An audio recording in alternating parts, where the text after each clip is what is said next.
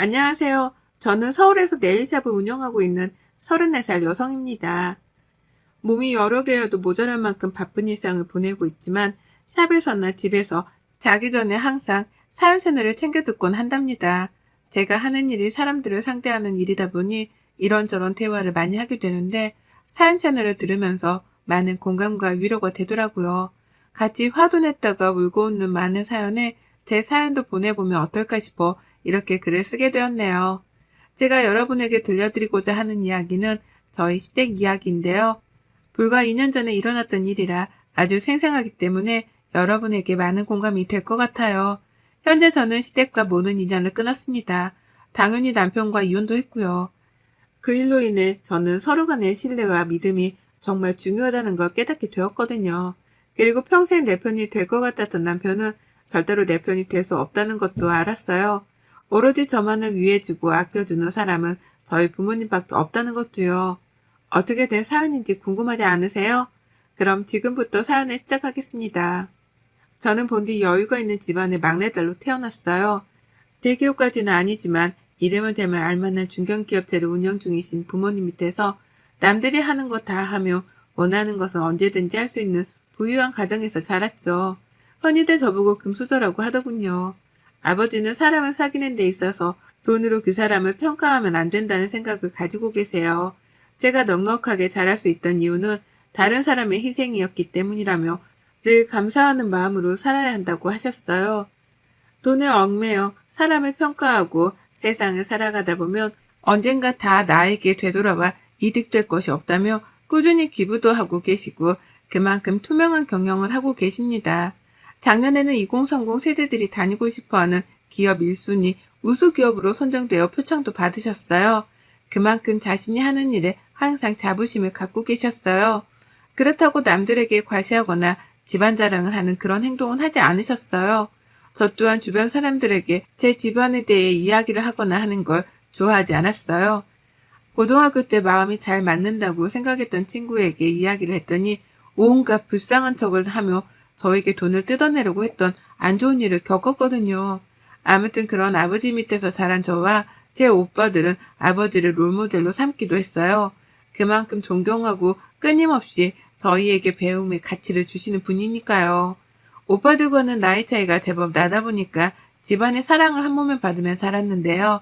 혹여나 제가 건방져지거나 버릇이 없어질까봐 오히려 어머니가 저를 더 엄하게 키우셨어요. 매번 잘못을 해 어머니에게 혼이 나면 아버지가 달래주기 바쁘셨죠. 오빠들은 아버지와 함께 회사를 운영 중인데 저는 조금 독특했어요. 저만의 사업을 하고 싶었고 제가 가장 관심 있어 하고 좋아하는 일을 하고 싶었죠.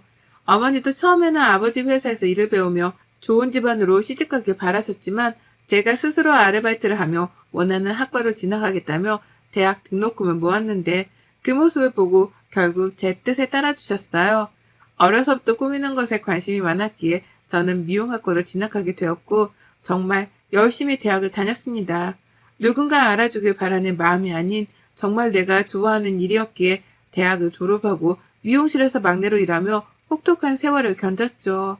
그렇게 시간이 흐르고 미용실에서 일하게 된 지도 5년이라는 세월이 흘렀어요. 저는 실장이라는 직급을 달게 되었고 신입 직원들의 교육을 담당하게 되었죠. 별도로 학원을 다니며 공부를 할 만큼 네일아트 분야에도 관심이 많았어요. 언젠가는 저만의 샵을 차릴 생각을 하며 하루하루 열심히 살았답니다. 그러던 어느 날이었어요. 한 방송국에서 아나운서를 뽑는 오디션 프로그램에 헤어와 메이크업을 담당해달라는 협찬 의뢰가 들어왔어요. 설레는 마음으로 몇몇의 직원들과 입사 동기인 차 실장과 함께 새로운 일을 하게 되었죠. 거기서 전 남편을 만나게 된 거였어요. 전 남편은 아나운서 지망생으로 오디션 프로그램에 출연 중인 사람이었습니다. 키도 크고 훤칠한 외모, 말끔한 정장까지 뭐 하나 빠짐없는 사람이었죠. 누구나 좋아할 법한 호감형 외모였습니다. 지금 당장이라도 뉴스에 나와도 괜찮을 것 같았죠.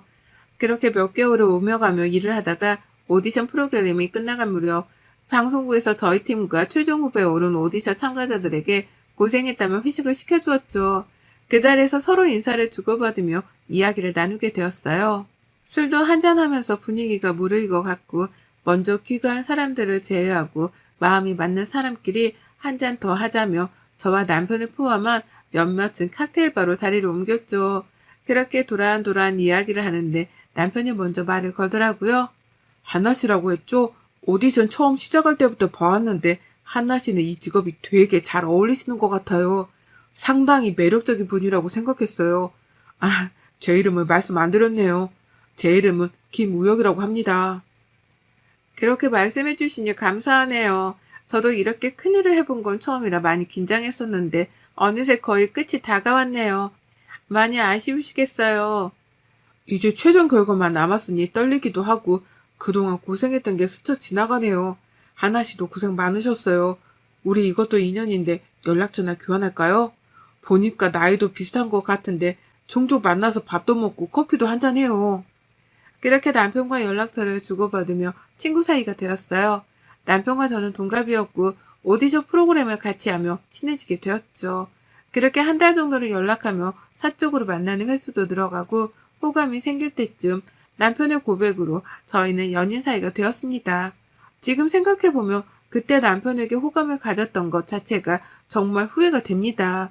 남편은 오디션 프로그램에서 최종 3인으로 선정되었고 아나운서로서 첫 발걸음을 내딛게 되었어요. 저는 진심으로 남편을 축하해 주었죠. 그런 남편은 어느 정도 자리를 잡으면 저에게 프로포즈를 하겠다며 미래를 약속했습니다. 2년 정도의 시간이 흘렀고 서른을 앞두고 있던 시기였어요.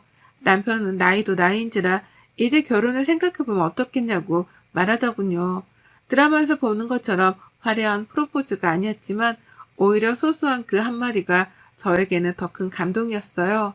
서로 사랑했기 때문에 저는 승낙했고 며칠 뒤 양가 집에 인사를 가기로 했죠. 먼저 예비시댁으로 인사를 가게 되었어요. 긴장이 되는 탓에 손에는 땀이 났습니다. 평소 사치를 잘 부리지 않는 탓에 나름 고급스러운 원피스를 입고 예비 시어머니가 좋아하실 만한 머플러와 고급 한우 세트를 사서 갔죠. 남편의 집은 평범한 집안이었습니다. 30평 정도 되는 아파트에 아기자기하게 꾸며진 집, 그리고 공무원 출신이신 시아버지는 내년에 정년퇴직을 앞두고 계셨고 대학을 다니는 나이 차이가 조금 나는 남동생이 있었죠. 애비 시어머니는 여느 집과 다름없는 가정주부셨어요. 저를 위아래로 훑어보시더니 조금 떨떠름한 표정으로 말씀을 하시는 겁니다. 미용실 다닌다고? 우리 아들이랑 어떻게 만났어? 결혼할 여자가 생겼다기에 있는 집 자식이겠거니 했는데 고작 미용사라니. 아가씨, 집은 어디야? 부모님은 뭐 하시는 분이고? 네, 저희 부모님은 사업을 하고 계세요. 저는 제 직업에 상당히 만족합니다. 제가 좋아하는 일이고 가치 있는 일이라고 생각하니까요. 어머니도 시간 되시면 저희 샵에 오셔서 머리도 하시고 그러세요. 제가 예쁘게 해드릴게요. 그까지 미용실이 뭐 대단하다고. 그거 아가씨가 차린 게 아니라 직원으로 있는 곳 아니에요? 내가 무슨 면목으로 그런 데 가나. 아유, 우리 아들이 눈이 이렇게 낮아서 원. 처음 본 사람에게 조금 무례한 거 아닌가 생각이 들었지만 어른된 입장에서 그러실 수도 있겠다 생각하며 좋게 좋게 넘겼습니다. 남편은 그저 싱글벙글 웃으며 저에 대한 칭찬을 계속 하더라고요. 예비 시어머니는 그럴수록 표정이 더욱 안 좋아지셨습니다. 보는 제가 다 민망하더라고요. 예비 시아버지는 점잖으신 편이었고 말씀이 별로 없으셨어요.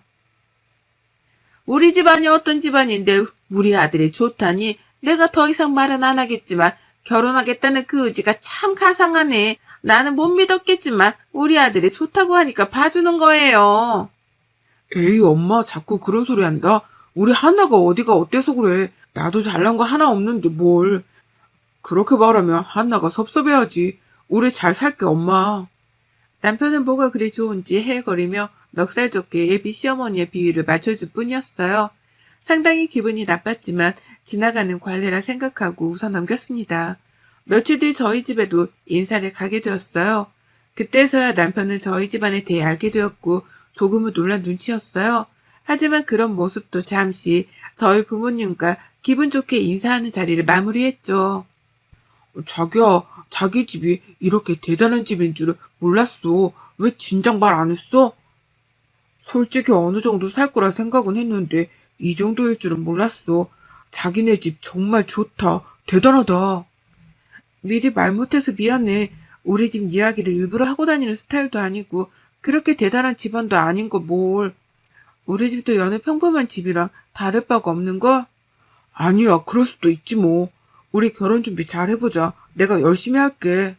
그렇게 저희는 양가의 허락을 받고 본격적으로 결혼 준비를 하기로 했습니다.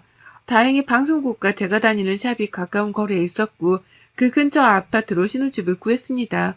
아버지가 제가 결혼하면 주려고 제 명의로 미리 마련해 주셨던 곳이라 혼수만 장만하면 됐죠. 아버지는 넉살 좋고 서글서글한 남편이 마음에 드셨는지 결혼 선물이라며 외제차도 한 대 뽑아주셨어요.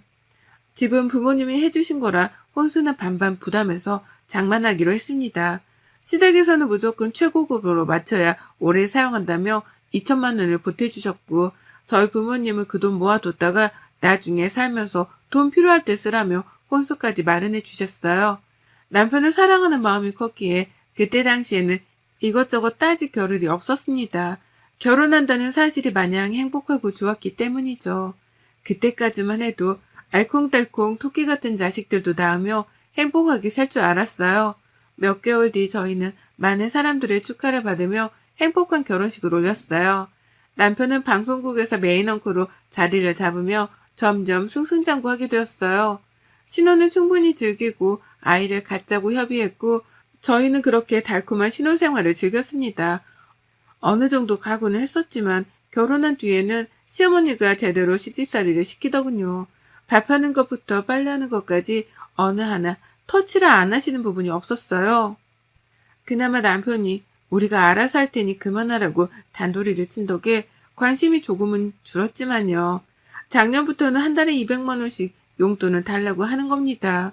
시아버지가 올 초에 정년퇴직을 하셔서 연금을 받긴 하지만 아직 대학생인 시동생이 있었고 시아버지 연금으로는 학비도 부족하고 생활이 빠듯하겠거니 생각해서 그러려니 했어요. 저도 어느 정도 연차가 쌓였던지라 세전 600 정도를 벌고 있었기에 큰 부담은 아니었죠. 하지만 시간이 지날수록 요구가 과해지기 시작했습니다. 알아서 용돈도 챙겨드리고 여행도 보내드리고 또 한 번은 동창 모임을 하는데 체면이 안 선다고 하셔서 고급 호텔 식당을 예약해 드리기까지 했어요. 툭 하면 가정가구를 바꾸기도 하시고 끊임없이 돈 요구를 하셨죠. 저희도 슬슬 아이를 가질 계획을 해야 했던 터라 남편에게 말을 했어요. 우리 이제 곧 아이도 가지고 해야 할 텐데 지금 이대로라면 지출이 너무 심해서 무리가 될 것 같아. 아이 가지고 그러면 나도 오래 일 못할 텐데 조금 개선이 필요하지 않을까? 자기가 어머니한테 잘 말씀드려봐. 그런데 제가 저런 말을 하니 남편의 표정이 심각하게 굳어지는 겁니다. 그러면 자기네 가족 굶어 죽으라는 거냐며 흥분을 해서 이야기를 하는 거예요. 그러면서 저한테 이런 이기적인 생각을 하는 여자인 줄 몰랐다면서 화를 내는데 매우 당황스럽더군요. 저희가 돈을 못 버는 것도 아니고 물론 뒤에서 도와주는 부모님들도 계시지만 결혼이 저희를 위한 일이지 어느 한쪽을 책임지려고 하는 것은 아니잖아요. 저는 저희의 행복이 가장 중요시 되어야 한다고 생각하는데 제가 그렇게 이기적인 생각을 한 건가요? 그렇게 얼토당토 않는 말을 하길래 결국 남편과 싸웠어요. 서로 화가 풀릴 때까지 말을 섞지도 잠을 같이 자지도 않았어요. 남편은 야근을 핑계로 늦게 들어오는 날이 잦아졌고 새벽에 방송을 해야 한다며 속직실에서 잔다는 말로 아예 들어오지 않는 날도 있었습니다. 의심하지 않았어요. 그럴만했다 생각하기도 했고 전혀 남편이 바람을 피우고 있다라고는 생각하지 않았거든요. 어느 날 모처럼 쉬는 날이어서 시어머니께 맛있는 것도 사드리고 백화점도 가서 선물도 사드려야겠다고 생각하고 연락을 드렸는데 받지 않으시는 거예요. 저는 무슨 일이 있나 하고 시아버지께 연락을 드렸으나 도통 연락이 되지 않았고 그렇게 혼자만의 시간을 보내고 있었죠. 그런데 점심이 지났을 무렵 시동생에게 전화가 오는 게 아니겠어요. 평소 연락을 잘 주고받지 않았던 터라 갑자기 연락을 해오는 게 의아했습니다. 형수님, 혹시 지금 어디세요? 지금 형이랑 같이 있어요? 엄마랑 혹시 호텔에 계세요? 제가 잘못 본 건가 해서 연락드려요. 네? 저는 지금 집에 있는데, 도련님, 무슨 말씀이세요? 천천히 해보세요. 아니, 형수님, 제 말 놀라지 말고 잘 들으세요. 제가 혹시나 하고 연락드린 건데, 아무리 생각해도 이건 아닌 것 같아서 말씀드려요. 형 만나는 여자 있는 것 같아요. 제가 함부로 꺼낸 말은 아니지만 저는 처음에 형수님이랑 엄마랑 셋이 있는 줄 알았는데 제가 학회 행사가 있어서 호텔에 왔는데 모르는 여자랑 형이랑 있는 거예요. 아는 척은 안 했는데 말씀드려야 할 것 같아서요. 시동생의 갑작스런 전화에 저는 오만 가지 생각이 다 들더군요. 그동안 남편의 행동이 수상쩍게 느껴지기 시작했어요. 그렇게 시동생과의 통화를 끝내고 남편이 오기만을 기다렸어요. 남편이 잠든 틈을 타 휴대폰을 몰래 보려고 했습니다. 평소에 잠금을 해두지 않아서 보기 수월했어요. 휴대폰 메신저를 통해 본 대화 내용은 아주 가관이더군요. 서로 보고 싶어 안달난 애틋한 연인이 따로 없었어요. 저는 재빨리 그 여자의 연락처를 저장했고 남편이 그 여자와 나눈 대화를 캡처해 제 휴대폰으로 전송시켰습니다. 그리고는 보지 않은 척 캡처한 내용을 삭제했고 내색하지 않기로 했죠. 남편에 대한 배신감과 분노가 하늘을 찔러 당장이라도 패버리고 싶었지만 좀 더 확실한 증거가 있어야 했어요. 저는 그 길로 그 내연녀에게 연락해 만나자고 했습니다. 다음날 근처 카페에서 그 여자를 기다렸어요. 그쪽이 이한나 씨? 반가워요. 김유정이라고 해요. 단도직입적으로 말할게요. 우리 오빠랑 헤어지세요. 어차피 애도 없는데 이혼이 흠도 아니고 오빠가 말하기 전에 이런 기회가 찾아오네요. 저희 많이 사랑해요. 만난 지 2년 넘었고요. 그게 지금 불륜녀가 할 말이에요? 한 가정을 파탄내놓고 뭐가 그렇게 당당해요? 지금 당신 내 남편이랑 불륜 저지르고 있는 거야. 알아? 말 다 했어요? 보니까 쥐불도 없어 보이는데 우리 오빠 그만 놔줘요. 어울리는 짝이랑 살아야지. 오빠 돈 보고 결혼했어요? 우리 오빠가 돈이 좀 많긴 하지. 그래도 이건 아니죠. 서로 사랑하는 사람끼리 어울리는 사람끼리 살아야 하는 거예요. 헤어지세요. 나 참. 그 사람이 그래요? 자기 돈 많다고? 그 남자가 입고 있는 옷, 차, 돈 그거 다 내 건데 말 안 했나 봐요?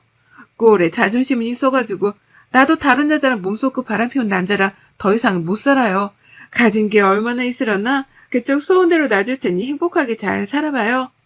말은 좀 통하네. 돈은 없어도 자존심은 있나 보죠? 그렇게 내연녀를 만나고 나와 저는 그 길로 친정집으로 향했습니다. 더 이상 결혼을 유지할 이유가 없었기에 모든 사실을 말씀드렸죠.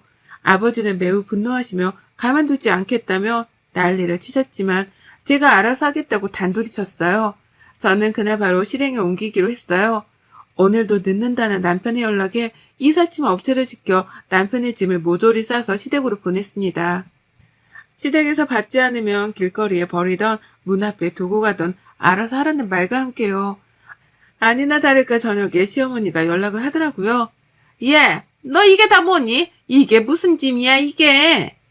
어머님 보시는 것과 같아요. 그이 몇 년 전부터 바람 피우고 있었더라고요. 제가 어떻게 그이랑 같이 사나요? 그리고 어머니도 그 여자랑 같이 밥도 먹고 그러셨더라고요. 그렇게 젊고 예쁜 여자 어머니 며느리 삼으세요. 저는 더는 안 할랍니다. 너 이게 어디서 배워먹은 짓이니? 그러게 네가 찰랑 우리 아들이랑 애초에 결혼을 왜 했어? 돈이라도 많던가. 내 그동안 내색은 안 했다만 우리 아들에 비하면 너는 너무 모자랐다. 그건 사실이잖니? 그리고 이혼해도 그냥은 못한다. 부부간에 재산분할 해야 하는 거 알지? 재산이요? 그이가 이 집에서 가져갈 재산이 뭐가 있나요? 차, 집, 그거 다 제 명이고요. 그동안 어머님 드린 용돈, 지원해드린 돈 모두 제 돈이었어요. 그이 돈 쓴 거 하나도 없는데요. 저축한다고 본인 월급 얼마인지 말도 안 하고 제 카드 여기저기 쓰고 다니기에 바빴는데 몸만 나가도 이상할 게 없는데요. 그쵸? 말이면 다 한 줄 아니? 그 집 우리 아들 집이야. 우리 아들 찾고 말이 되는 소리를 하렴. 누가 그래요? 이 집 부모님이 사주신 제 명의 집이고요. 대가 아들이 타고 다니는 차, 제 명의로 된 차예요. 지금도 그 내연녀랑 어디서 뭘 하는지 모르겠지만 신나게 제 카드 긁고 다니네요. 저 소송 걸겠습니다. 더 이상 연락하지 마세요. 이혼할 거니까 아줌마라 불러야 되나? 그렇게 시댁에 이혼하겠다 엄포를 놓으니 남편이 바로 집으로 오더라고요. 비밀번호를 바꾼 탓에 당연히 집 안에는 못 들어오고 초인종만 누릴 뿐이었죠. 당장 문을 열라며 문을 발로 차기까지 하더라고요. 경찰에 신고했죠. 난동 부린다고. 저는 바로 다음날 변호사를 선임해 이혼 소송을 진행하기로 했어요. 남편이 내연녀와 주고받은 연락, 그리고 내연녀를 만나며 제가 녹음해둔 파일, 그리고 무엇보다 남편이 제 카드를 긁고 다닌 명세서를 모두 제출했어요. 관광지, 호텔, 모텔 등 안 다닌 곳이 없더라고요. 다행히 유책 사유는 남편에게 있어 저에게 유리하게 흘러갈 것 같다는 이야기를 들었습니다. 물론 이혼 소송과 함께 정신적 피해 보상금을 함께 요청했죠. 남편과 제 사이에 아이가 없던 것이 천만 다행이었어요. 예상하던 결과였지만 남편은 소송에서 불리했고 당연히 패소했어요. 저에게 5천만 원의 정신적 피해 보상금을 지급해야 했고 이혼 서류에 도장을 찍을 수밖에 없었죠. 그날 이후로 저는 신혼집을 정리하고 본가로 들어갔어요. 부모님이 결혼 선물로 사주신 제 집이었지만 더 이상 살 가치가 없기에 처분했죠. 그 뒤로도 남편과 시댁은 끊임없이 연락을 해오더라고요. 연락을 받지 않자 남편은 시어머니를 데리고 친정집에 찾아오더라고요. 시어머니는 저희 집을 보시고는 입이 떡하니 벌어지셨어요. 아버지는 저에게 가만히 있으라고 하시더니 직접 상대하시겠다며 나가셨어요. 사부인, 마지막 사람 된 도리로 좋게 말할 때 돌아가세요. 좋게 그 정도로 마무리한 거지. 내가 직접 나섰으면 당신들 뼈도 못 추렸어. 김서방, 자네도 이러는 거 아니시대. 자네 인성 하나 보고 내 아들 갖다 그렇게 잘 대해줬건만 이렇게 사람 뒤통수를 치나? 지금 돌아가지 않으면 내 무슨 수를 써서라도 자네 밑바닥 생활이 뭔지 보여줄 것세. 그렇게 무섭게 정색을 하시며 호통을 치자 남편은 즐겁하며 집으로 돌아갔습니다. 그 뒤로 저는 다니던 미용실을 그만두고 개인 사업을 하기 위해 동부서주했어요. 오랜 꿈이었던 개인샵을 차리고 싶었죠. 그동안 일했던 경력도 있고 마음이 맞아 같이 사업을 시작하기로 한 동료와 차근차근 준비를 해나가기 시작했어요. 3년 정도가 지난 지금 신촌의 샵을 시작으로 현재는 강남, 이태원 등 3개의 체인점을 두게 되었답니다. 기업을 운영하시는 아버지의 도움 덕에 빠르게 성장할 수 있었죠. 요즘 트렌드에 맞춰 저희가 스스로 노력한 결과도 있었습니다. 개인 방송을 통해 저희 샵을 홍보한 효과가 컸고 SNS로 소문이 나기 시작해 인플루언서들에게 협찬을 해준 덕분인지 빠르게 소문이 났어요. 패션 잡지사에서 인터뷰를 하기도 했답니다. 믿었던 사랑하는 사람의 배신으로 이혼의 아픔을 겪었지만 저는 앞으로 더 성장할 것이고 더 잘 되리라 생각하고 있어요. 그 남편은 어떻게 됐냐고요? 저한테 모든 것을 빼앗기고 빈털터리가 된 남편을 더 이상 가치가 없다고 여겼는지 내 언니한테 뻥 차이고 방송국에서 불륜을 저질렀다는 소문이나 퇴사를 했다고 해요. 말이 좋아 퇴사지 잘린 거랑 다름없었죠. 시동생한테 듣기로는 지금은 이리저리 구직 활동을 하고 있다고 하네요. 여러분, 제 사연이 어떠셨나요? 정말 기막히지 않나요? 한때 사랑했던 연인과 헤어짐의 아픔을 겪긴 했지만 저런 똥차인 줄은 상상도 못했어요. 똥차 가고 벤처 온다는 말이 있듯이 언젠가 저에게 좋은 사람이 다시 나타나지 않겠어요? 여러분도 항상 행복하세요. 여러분의 생각은 댓글로 남겨주세요. 오늘도 시청해주셔서 정말 감사합니다.